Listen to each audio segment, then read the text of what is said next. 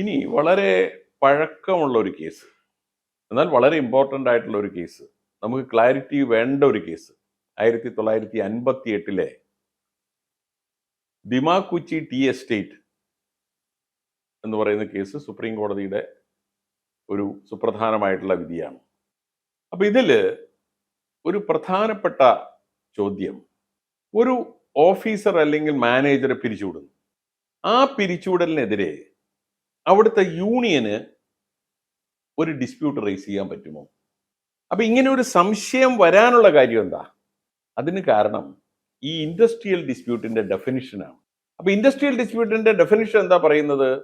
Industrial dispute means A dispute or difference between employers and employers, employers and workmen, or between workmen and workmen, which is connected with terms of employment or conditions of service of any person. ഈ any person ആണ് confusion ഉണ്ടാക്കിയത്. അപ്പൊ any person എന്ന് പറഞ്ഞാൽ ആരെക്കുറിച്ച് വേണമെങ്കിലും നമുക്ക് dispute ആകാം. അപ്പൊ ഈ ദിമാകുച്ചി ടീ എസ്റ്റേറ്റിന്റെ കേസ് എന്താന്ന് വെച്ച് കഴിഞ്ഞാൽ, അവിടെ KP ബാനർജി എന്ന് പറഞ്ഞ ഒരു അസിസ്റ്റന്റ് മെഡിക്കൽ ഓഫീസർ ജോയിൻ ചെയ്തു. അപ്പൊ അദ്ദേഹം ആസാം ടീ കർമ്മചാരി സംഘ് എന്ന് പറയുന്ന അവിടുത്തെ വലിയ ടീ എസ്റ്റേറ്റിലെ യൂണിയനാണ്. അപ്പൊ അദ്ദേഹം അവിടെ പോയി മെമ്പർഷിപ്പ് എടുത്തു. ഇതിൽ മറ്റൊരു സംശയം വരാം, അപ്പൊ ഈ യൂണിയനിൽ ഈ ഓഫീസർക്ക് മെമ്പർഷിപ്പ് കൊടുക്കാൻ പറ്റുമോ? പലർക്കും അത്ര ക്ലാരിറ്റി ഇല്ലാത്തൊരു കാര്യമാണ്. ഓഫീസർക്ക് കൊടുക്കാം, പ്രൊവൈഡഡ് നിങ്ങളുടെ ബൈലോയിൽ അത് പറഞ്ഞിട്ടുണ്ടാവണം. അതായത് 1926 ട്രേഡ് യൂണിയൻസ് ആക്ട് അനുസരിച്ചിട്ട് നമ്മൾ ട്രേഡ് യൂണിയൻ രജിസ്ട്രേഷൻ അപേക്ഷിക്കുമ്പോൾ അതിൽ പറയുന്നുണ്ട് 13 കാര്യങ്ങളിൽ നിയമം ഉണ്ടാക്കിയിരിക്കണം.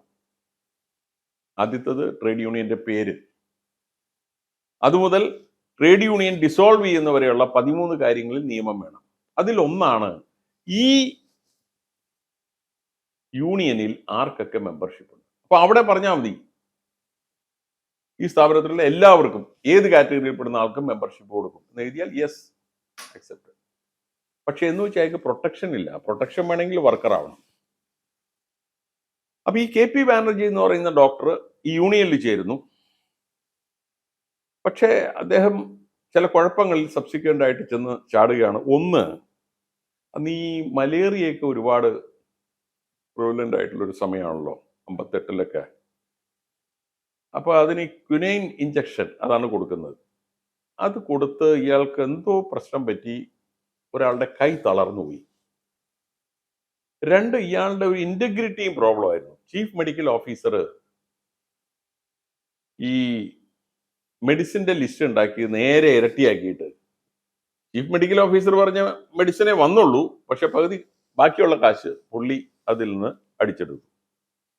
അത് മാനേജ്മെന്റ് കണ്ടുപിടിച്ചു, ഇയാളെ ടെർമിനേറ്റ് ചെയ്യുന്നു. അപ്പൊ യൂണിയൻ ഇതൊരു വിക്ടിമൈസേഷൻ ആണെന്ന് പറഞ്ഞുകൊണ്ട് യൂണിയൻ ടേക്കപ്പ് ചെയ്യുന്നു. അപ്പൊ ഈ എനി പേഴ്സൺ എന്ന് പറയുന്ന ആരാണ്?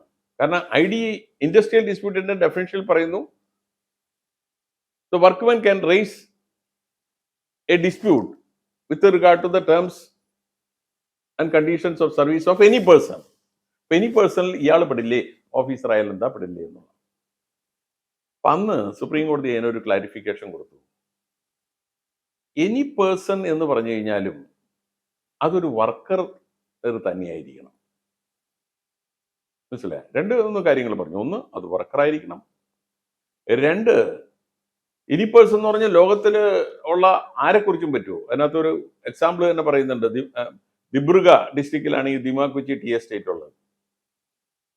അപ്പൊ ദിബ്രുഗ ഡിസ്ട്രിക്റ്റിലെ കളക്ടറുടെ സാലറി കുറവാണ് എന്ന് പറഞ്ഞൊരു ഡിസ്പ്യൂട്ട് റേസ് ചെയ്യാൻ പറ്റുമോ? എന്തുകൊണ്ട് പറ്റില്ല? എനി പേഴ്സൺ അല്ലേ. അപ്പോൾ സുപ്രീം കോടതി പറഞ്ഞു, എനി പേഴ്സൺ എന്ന് പറഞ്ഞാൽ that means he should be a worker and management should be in a position to give relief. മാനേജ്മെന്റിന് അതിന്റെ ഒരു കൺട്രോളോ അല്ലെങ്കിൽ അതിനകത്ത് ഒരു ഡിസിഷൻ കൊടുക്കാൻ പറ്റുന്ന ഡിസ്പ്യൂട്ട് ആയിരിക്കണം. അല്ലെ കളക്ടറുടെ സാലറി പോരെന്ന് പറഞ്ഞാൽ മാനേജ്മെന്റ് എന്ത് ചെയ്യാൻ പറ്റും? അപ്പൊ അന്ന് 2 ഗൈഡ് ലൈൻസ് പറഞ്ഞ അതാണ്. 58 ഡിസിഷനാണ് ഇപ്പോഴും, ദാറ്റ് ഈസ് സ്റ്റിൽ വാലിഡ്. അപ്പൊ എനി പേഴ്സൺ എന്ന് പറയുന്ന ആരാണ്? It should be a worker and management should be in a position to give relief. അപ്പോൾ ആ ജഡ്ജ്മെന്റിൽ സുപ്രീം കോടതി പറയുന്നുണ്ട് ചില സമയങ്ങളിൽ ചിലപ്പോൾ ഓഫീസേഴ്സിന്റെ പ്രശ്നങ്ങൾ ഇതിനകത്തേക്ക് വരാം. അതിൻ്റെ ഒരു ഉദാഹരണം പറഞ്ഞത്, ഒരു യൂണിയൻ ഒരു ഡിസ്പ്യൂട്ട് റേസ് ചെയ്യുന്നു. അതായത് സൂപ്പർവൈസേഴ്സിന് എടുക്കുമ്പോൾ 20% സീനിയർ തൊഴിലാളികളിൽ നിന്ന് എടുക്കണം. അല്ല, അപ്പൊ അത് സൂപ്പർവൈസറുടെ കേസാണല്ലോ, സുപ്രീം കോടതി കുഴപ്പമില്ല. ദാറ്റ് ഈസ് ഒരു റിലവൻസ് ഉണ്ട്. അങ്ങനെയുള്ളത് ഒഴിച്ചിട്ട് the dispute can be raised only with regard to a workman. അന്ന് എനി പേഴ്സന്റെ ആ ഒരു ഡെഫിനിഷൻ അല്ലെങ്കിൽ ക്ലാരിഫിക്കേഷൻ കൊടുത്തു. A very very important decision. Great Leap, encouraging employment values.